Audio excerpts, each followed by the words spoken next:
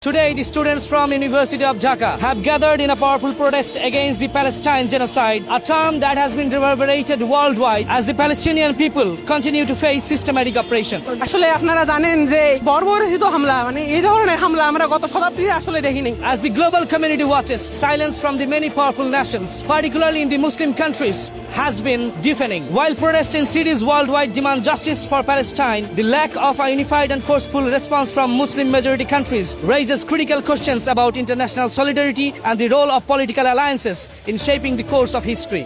আমরা পারতেছি না, আমরা নিজের অবস্থান থেকে আরব বিশ্বের মতো বড় দেশগুলো যেখানে চুপচাপ আছে। এমন একটা পরিস্থিতিতে আমি মনে করি না যে ইসরায়েল শান্তিপূর্ণভাবে কোনো কথা শুনবে।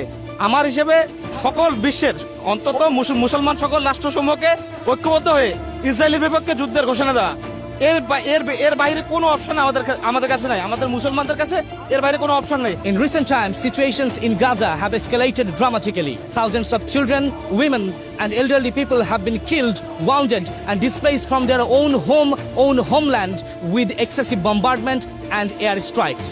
অন্যান্য বিশ্ব মুসলিম তারা নিশ্চুপ এবং নীরব ভূমিকা পালন করছে। আসলে এটা মুসলিম হিসেবে আমাদের জন্য অত্যন্ত দুঃখজনক একটা বিষয়। এটা তো ভাই ধর্মীয় কোনো ইস্যু না, প্রথমত কথা হচ্ছে এটা একটা মানবতার বিষয়। International calls for a ceasefire have intensified, but broker to peace have been unsuccessful and denied, betrayed by the Zionists.